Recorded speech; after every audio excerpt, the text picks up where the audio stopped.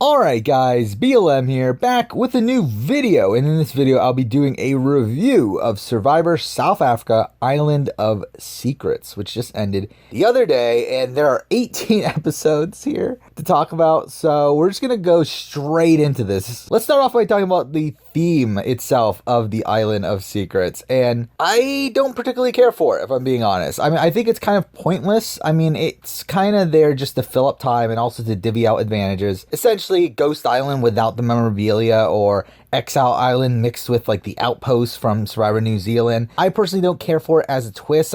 It's just so random, the things that are there. I mean, sometimes you go there and all you have is immunity from the next tribal. Sometimes you go there and all you have is the ability to talk with other people that are also there. Sometimes you get an idol. Sometimes you play a game where the winner gets an advantage. Like, there's so many different random things at this place. Like, I just want them to stick to one format. Something like the outpost that I mentioned before from New Zealand, that was something that I actually enjoyed because every single time it was one person from each tribe going to a challenge. The winner of that challenge gets an advantage. But here it just felt like it was random and really just arbitrary. Now, I'll talk generally about the cast here. I'll obviously talk about each individual person later, but I like the cast. I mean, there weren't as many zany characters as last season, but there were a good amount of gamers, most of them having fun character moments as well. There were a few people left behind by the edit, which is kind of a consequence of a 21-person cast, with also 3 tribes and the Island of Secrets to include as well, but this was a good, competent cast that's around the same quality of your standard US season. So the rest of what I want to talk about, I can go through episode by episode.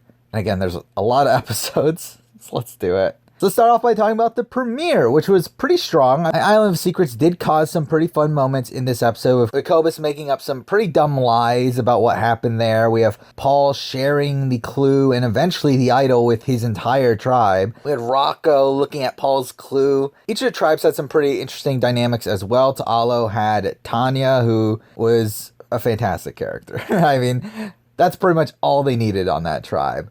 Lau Mei had Rocco trying to build the all-guy alliance, but Mike being against it. We had Saula with this weird dynamic with the Amigos forming right away, and then adding in Paul for some reason, and leaving out Sipe and Leanne, leading to Leanne being the first boot after some whispering from Nathan at the first tribal. And Leanne's main storyline in this episode was pretty much just her rivalry with Nicole due to some like pre-game pageant stuff, which was really strange. Like, why'd they cast both of them here? It just felt really weird that was a thing. I really don't remember anything else about her, if I'm being honest. She just seemed pretty bad at the game, so I wasn't really surprised that she was the first boot.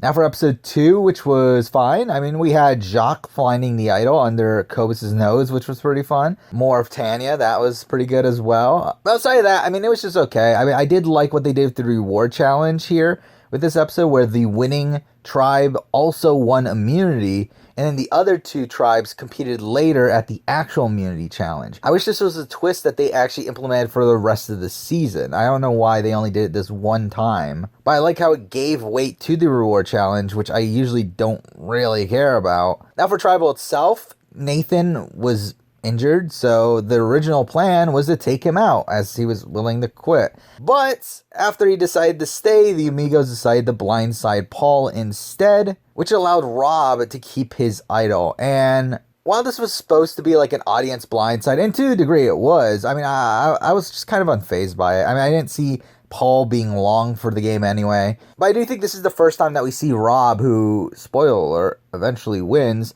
make a pretty big move in the game. He gets the Amigos to blindside Paul while he has possession of Paul's idol, meaning that he gets to keep it. But speaking of Paul, I mean, he was a terrible player. He did bring some entertainment to the show, I'll give him that. I mean, he had some weird morals and really strange gameplay style. But him going out when he essentially had an idol is pretty much the icing on the cake for his boot. Episode 3 was definitely the best episode of the bunch so far. I mean, pretty much all of that comes because of what happens on Ta'alo, where Tanya is the pretty obvious boot. But at the immunity challenge, the winners were able to select one Ta'alo member to send to the Island of Secrets to get immunity, and they obviously pick Tanya. leading to some scrambling with almost everyone targeting Ting Ting. However, Jacques, her closest ally, has an idol and he tells her he's going to play it on her. So we go to Tribal thinking, you know what, Ting Ting's going to be safe. We're going to see a blindside for like Cobus. But we go to Tribal and for some reason he gets extremely paranoid and decides to play the idol for himself, despite his name like never coming up in any conversation, and all the talk at Tribal was about targeting Ting Ting. Like, he completely wastes his idol. He exposes that he stole the idol from under Cobus's nose. He votes for Cobus, and he comes off as a sneaky and conniving player who found the idol and didn't tell anyone. And also, he got rid of his closest ally. Like, this is so bad. I love how by the end of the season, like, people kind of forgot about this. Because by the end of the season, like, Jacques was, like, the big underdog in his last few episodes. But this is still abysmal gameplay here earlier on. And he gets really, really lucky by being saved by the swap. But for Ting Ting, I really liked her. I think she was a smart, self-aware player. But she's another one that I feel like the edit was leading to an early boot for her. I didn't expect her to go out in this particular Tribal in this spectacular of a fashion, as I was actually thinking Cobus was going home. I did think she was probably going to be an early boot anyway, but she was a fun character. I really liked her. Now for episode 4, which was a pretty average episode. I mean, without the tribe swap this episode would have been pretty bad. But Jacques did swap into a pretty good position and was able to find the LeMay idol here. And with Cipe being exiled in the Island of Secrets, the former Ta'alo members did have the majority here, and Rosalie and Doral were pretty much screwed, and Rosalie goes home. I mean, she was pretty much a non-entity. I mean, she was shown to be really paranoid before the swap for, like, no reason, considering she was in the majority. But, again, that's pretty much all I could tell you about her. Like, her leaving wasn't a major blow to the season. Now for episode 5, which was a solid episode, we had Nathan trying to throw the immunity challenge to protect Rob and Nicole, which would have been really dumb, as there was a decent shot that Nathan would have went home if he went to Tribal. We had Meryl finding the clue at the reward and eventually finding the idol at the challenge. Those were really fun moments as well. The rest of the episode pretty much serves as the downfall of Felix, with the show not even hiding the fact that he was going home, which happens a couple more times in this season. I don't particularly like that editing style. But Felix was a fun character on the show, with his fights with Tanya being pretty fun, his incredulous behavior towards other players' actions being fun. And at the beginning of the season, I thought he had potential as a player as well, but obviously he proved that that simply wasn't the case. Episode 6 was another solid episode, but one with a pretty predictable boot for me. I mean, we had Nathan and Nicole on the Island of Secrets, them bonding, which is ironic considering what will happen a few episodes later. And we have the half-idol stuff where Nicole tells a really terrible lie to her tribe, but she does end up with the idol. We had Dante hiding the flint from Rob, which was a fun moment, but most of the episode revolves around the LeMay tribe becoming the Band of Misfits, which is a storyline that is pretty much dropped right after this episode, which I found really strange. I think Tanya was the pretty obvious boot here, so let's just talk about her. I mean, Tanya, she's a fantastic character. I mean, she's pretty much the Debbie of Survivor South Africa. I mean, obviously, she's not a good game player. She was never destined to make it far into the game. But I did think she played pretty well at the end there, where her final pitch was pretty strong. And I thought she gave it her all on the way out, so I was pretty happy about that. Episode 7 was an okay episode. We get the second swap, and I found these tribe dynamics to be a bit less interesting than the previous swap. I mean, the new Saula tribe gets a bit more interesting next episode, but the Ta'alo tribe was a bit more dull to me, where Rob did take control of the game from this point and really never lets go from this point on. And that led to Rocco being the boot, as he was considered the biggest physical threat. And the boot itself was, again, pretty boring and pretty well telegraphed. But Rocco had a pretty strange edit here, where he had a pretty great premiere, where he got the idol clue from Paul. He built this all-guy alliance, even though it wasn't solid. But then, like, Mike and Jeff flip on him, and his edit just completely deteriorates until his boot episode, where he does get a bit more airtime, but he's eventually blindsided by his entire tribe. Again, it's a weird edit, but I did find him to be a more strategic player than what I was expecting, though a bit naive at points, but I did like Rocco at the end of the day. Episode 8 was the last episode before the merge, and it was a pretty solid one. I mean, it had one of the biggest blindsides of the season for me. I mean, where I really didn't think Nathan was going home, as it was really dumb for Nicole to be voting him out. But somehow it ends up working for her, obviously. And Tribal itself was pretty fun as well, with Jeffrey provoking Dante and is able to flush Meryl's idol, but Again, we do lose Nathan, who was a massive character in the pre-merge. I mean, Nathan demonstrated a lot of impressive social gameplay of him being able to create strong bonds, but he seemed to be dampened by his frequent injuries and his really questionable strategic decisions. But he is someone that I do think had a lot of potential to play the game, and sadly was never fully realized because of his early boot. And it's a shame that he does go here, because I do think if he went into the merge, he would have been in a pretty strong spot. Now for episode 9, which brought us the merge, which I was really excited about coming into this episode. There were just so many possibilities with all these relationships built through all these tribe configurations. But most of these didn't end up mattering, as the second swap to Alo had the numbers and pretty much decided to stick together, at least for this first vote. And the target pretty much became either Meryl or Jeffrey, and both of them were considered strategic threats, but they ended up picking off Meryl first, who I ended up really liking, actually. I think her edit was a bit quiet for most of the season, though she obviously had that breakout episode where she does find the idol, but she did have some pretty good game sense, but never did anything of note with it, and was targeted because of it. And she also seemed to have a pretty bad read of the game at points, where she, again, wasted her idols. She pretty much isolated herself with Dante. So again, not a great player, but she did have her moments. Episode 10 was kind of meh. I mean, it just continued the pagonging here, where Jeffrey was the next to go. But I did like watching Dante scramble and trying to make a flip happen. But Rob just had such a stranglehold on the game that it wasn't going to happen this early. And we had Jeffrey go home. I really like Jeffrey. He was actually my winner pick coming into the season. And I was actually really confident during those first few weeks that based on the edit, he was truly a top contender. But then we get closer to merge and you can just see his game starting to unravel, and it eventually becomes clear, obviously, he just doesn't have the numbers coming into the merge. And also, he was just way too trusting of Rob and Nicole, which led to him not gathering up the outsiders to build resistance. So I think he had a lot of potential as a player, but again, never lived up to it. Episode 11 had this weird twist where 4 people were given individual immunity. So first off, I don't love the fact that a random draw sent 2 people to the Island of Secrets, and those 2 people competed in a challenge. The winner got immunity. It feels arbitrary. Obviously, it was a way to utilize a 3-tribe challenge without having to screw over the 2 people that didn't get to compete in it. But I don't love the fact that we're coming into a final 11 tribal where 4 people are automatically immune. And also there's multiple idols in play as well. It just seems kind of ridiculous. But it did save Dante. Dante was definitely going to be a target here. He does have individual immunity. And this allowed for a more interesting move to be made here in blindsiding Sipe, who was a massive character, a massive player on this season. I do think it could have been the wrong move for Rob.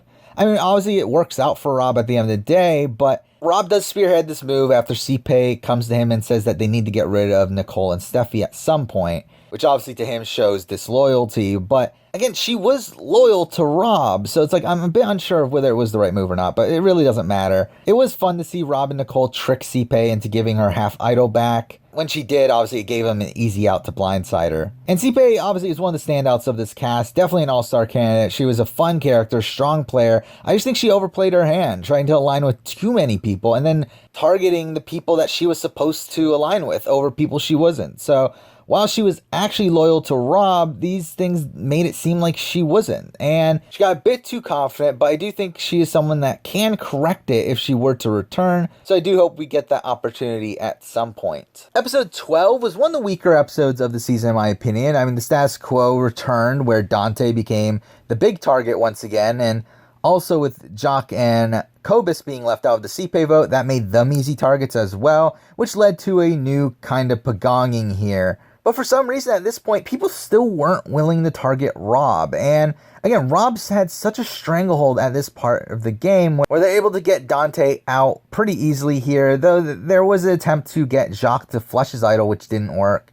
The result here, again, was kind of boring, but Dante was a great character. I mean, someone who was willing to play the game and someone who sometimes thought outside the box, but really was a terrible player outside of that. I mean, being completely inflexible to changing his plans and being someone who isn't willing to be fake. I mean, he was pretty much screwed over from the second swap on, but it was only a matter of time of when he's eventually going to be taken out. Now for episode 13, which was a solid episode, I guess. I mean, we had the reward challenge where they got to pick between 3 separate rewards. I like the idea of this. Obviously, this is something from Survivor Co. Wrong. Though I did think it was pretty anticlimactic because Doral and Mike just gave up their challenges to give someone else the win. But we did finally get some talk about blindsiding Rob, with Mike mentioning that we have to do it in a few rounds, which obviously ends up being a mistake. But outside of that, the status quo does continue here, with Jacques and Cobus being the ones on the outs, leading to a split vote between them, and with Jacques wearing the idol around his neck at Tribal, which should be a clear indicator at this point that he's not going to play it.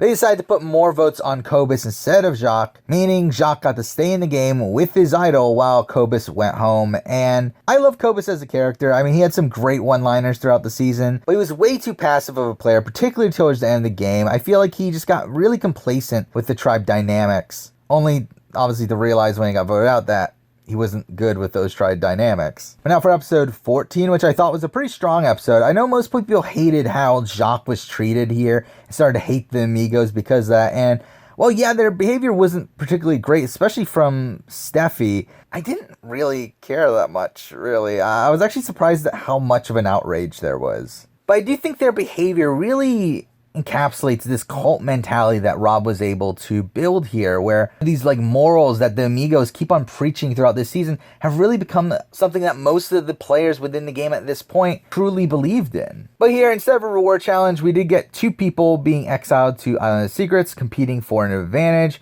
where Maba ends up winning, which I believe that's the first time I've mentioned her in this video. And she does get an idol that is hidden at Tribal, but she lies about it by making up a still really powerful power. Like, I don't get what she was doing here. It's like, if you're going to make up a power, at least make it like a reward steal or something dumb. I mean, I guess there already was a reward steal on this season, but make it something dumb. I mean, don't make it like, oh, I can steal someone's immunity. It's like, what? And because this, she becomes the new target. Since everyone knows that Jacques has the idol, at Tribal, Jacques takes a page from Ben's playbook and plays the idol before the vote. But somehow, Maba and Mike still vote for Jacques. Again, his votes are nullified. What are we doing? At least put your votes on Letitia or something. Like, what are you doing? And then Maba gets blindsided right after finding the idol, which is a really fun blindside since it really should have been obvious to her that she was at the bottom of the tribe and at least a possibility to go. But Maba overall on the season was a complete non-factor. I mean, she brought no entertainment value, no gameplay value the entire way through, which I think is a shame because it's like, she seems like a good person. I mean, she seems like a great person, but it's like, she just wasn't memorable on the show outside of her mistake of not playing the idol. Now for episode 15, which is one of the slower episodes of the season to me. I mean, Jacques was the pretty obvious boot, and he does finally go home here. But I did enjoy what they did with the auction here, changing it to a Yankee swap sort of thing for rewards. Though I didn't love that unless the person in the minority was last or technically first in the order, they weren't very likely to get the advantage in the game. So I do think this format does greatly benefit the majority. But from a TV standpoint, I did think it was really fun. This episode, we also had Letitia finding her idol, which was really unexpected, but it pretty much leads to nothing anyway. Jacques was the boot here, as I mentioned, and I like Jacques. I mean, I don't think he played particularly well. I think he's someone, again, that had a good strategic mind for the game. He had some pretty decent moments, but he had some really terrible moments as well. Again, the idol play in the 3rd episode is just terrible. But he was one of the bigger characters of the season. I think he's a lock for an all-star season if we ever get one. So there's that. Now for episode 16, which was a pretty boring episode, with most of the episode encompassing the family visit, which I really don't care about. And we did have a predictable boot in Mike, but that tribal council was fantastic. I mean, that tribal council is probably one of my favorite moments of the entire season, where everything starts because Rob straight up tells Mike that he's going home. That's such a fantastic moment. But this causes Mike and Doral to finally realize what's going on in the game, which might be my favorite moment. Like, it's so great.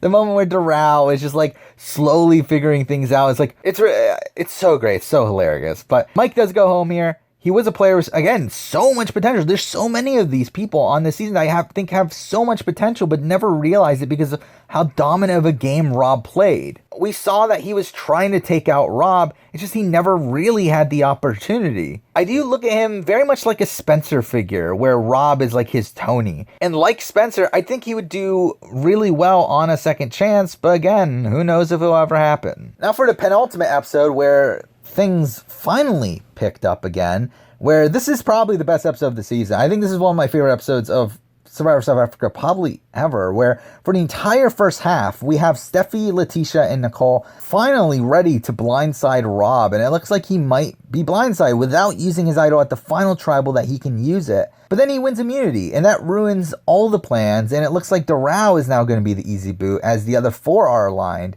And even then, I mean, Rob, Nicole, and Letitia all have idols, meaning if all of them are played on their alliance, Darao's the only person that can go home, as he'll be the only person that isn't immune. Which, by the way, I think is very reckless of production to allow there to be 3 idols at the final 5. Like, that's completely ridiculous. But what made this round particularly interesting was Nicole, out of nowhere, decides to flip on Steffi and side with Rob, telling Rob everything. And by the time we get to tribal, we have a really fun sequence of events here where we have Nicole playing her idol for Darao, Rob playing his idol for Nicole, and then Letitia playing her idol for herself in self-preservation mode. And eventually, Steffi is taken out by default. They do read the votes anyway, which was pretty fun. And to be fair, I mean, Steffi goes home even without any idols being played. But this was a pretty great blindside. It was a pretty great arc for Steffi as a character as well. I mean, Steffi for me was pretty unlikable for a lot of the season. I mean, she was really self-righteous for a good chunk of the season. Gameplay-wise, she was pretty clueless until the last few episodes she was in, where she finally decides to blindside Rob, but obviously ends up being blindsided herself after Nicole flips on her. But it didn't seem like the jury really respected her game anyway, but she did end up having a pretty big impact on the season, despite it being kind of in a negative way, in my opinion. And finally, for the finale, where we had the final 4, which was a pretty predictable round, but I did find it pretty fun, where Letitia really comes alive and fights for her life, calling out Nicole for her hypocrisy. And also seeing Rob win immunity was really great here as well. I was happy to see that he wasn't going to be screwed over by Letitia's vote nullifier, which I didn't talk about, but it's a dumb twist to add in this late in the game. I like the twist as a whole, but I don't like that it's playable at the final 4. Again, that ruins the chance of a tie at the final 4. It makes it a 3-person vote, which just isn't as fun, but whatever. Letitia goes home, and I was really happy about it. I mean, I think Letitia was just there.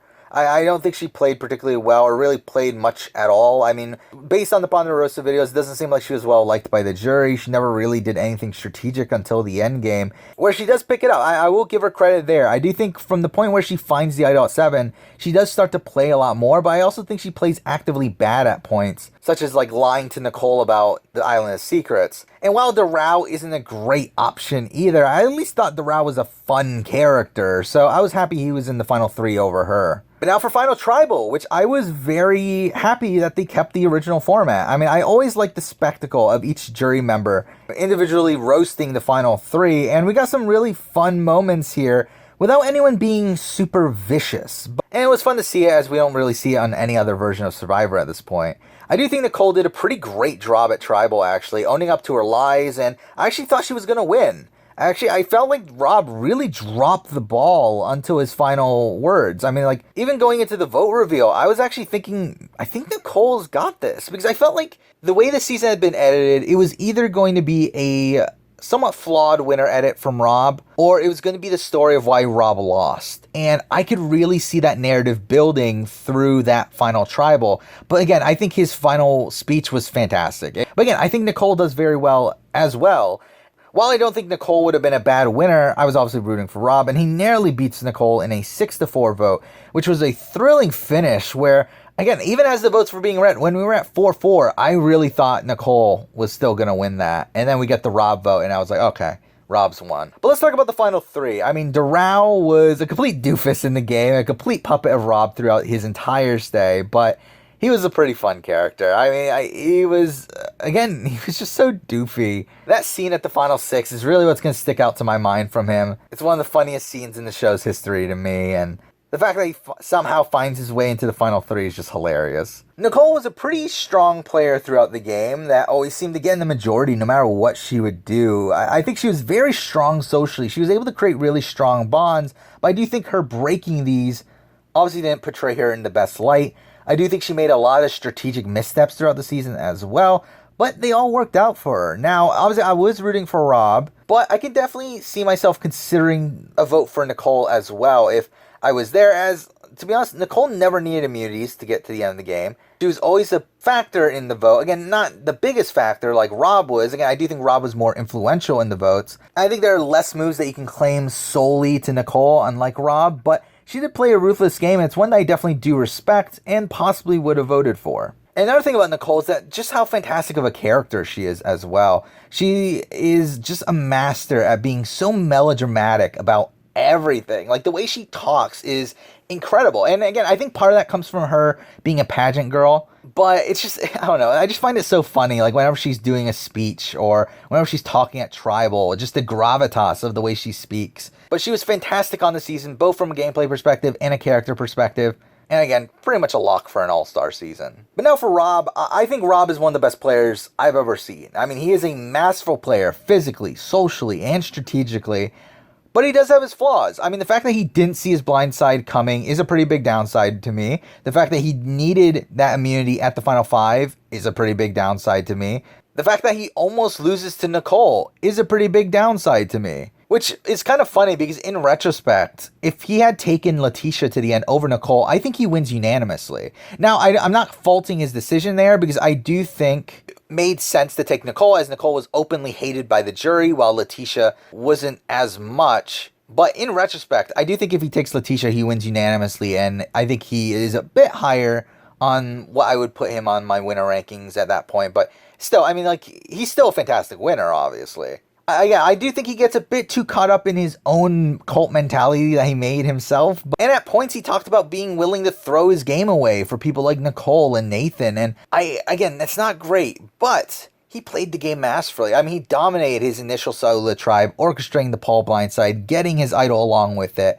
He was on the bottom of the first tribe swap, which again, that you can attribute that to luck. But by the time he gets to the second swap tribe, completely dominates the game from that point on. And while I did think it was initially a mistake to vote out Rocco at that time, I do think this leads the way for him to completely dominate in challenges in the post-merge. And again, in the post-merge, he had complete control from the very beginning, being the person in charge, taking target after target out. But at the same time, he handled his relationships with people like Mike and Doral pretty masterfully. I do think he has a misstep with his relationship with Jacques, but he played the game so well from being out in front, and while people did plot against him, that information always got back to him. His move with the fake advantage that stops Mike from going after him is masterful gameplay. But again, I do mark points against him for that final 5, but at the end of the day, he is a masterful player. I do look at his game pretty similarly to a Tom Westman, but I do think his game is a bit more impressive than Tom Westman. I think he makes some more blatant strategic moves throughout the season than Tom. And again, is a fantastic winner. I haven't done a Survivor South Africa winner ranking yet, but spoiler alert, Rob would be obviously pretty high on that. And if I were to do it for International Survivor in general, again, he would be pretty high on that.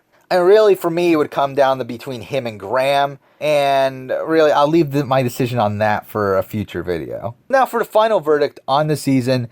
This season was a pretty big mixed bag. I mean, there was a long string of boring votes in the post-merge, but I did think the pre-merge was pretty strong. And even while the post-merge was a bit weaker, the endgame was really strong. And it was a lot of fun to watch Rob completely dominate the game, and his level just being far and above what I've seen on Survivor in a little while.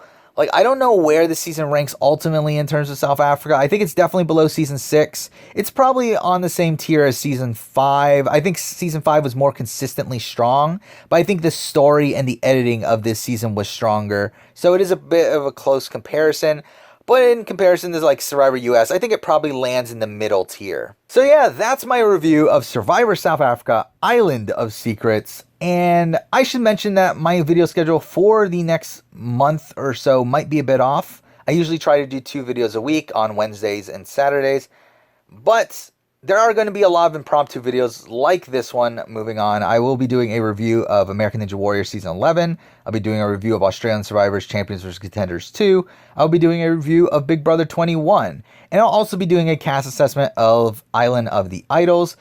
So that's a lot of impromptu videos. So because of that, again, the schedule might be a bit wonky. Not entirely sure when I'm going to be getting all these videos out, but I'll get them out as soon as I can. So if they're late, sorry about that. But that is this video. That is my review of Survivor South Africa Island of Secrets. Thank you for watching.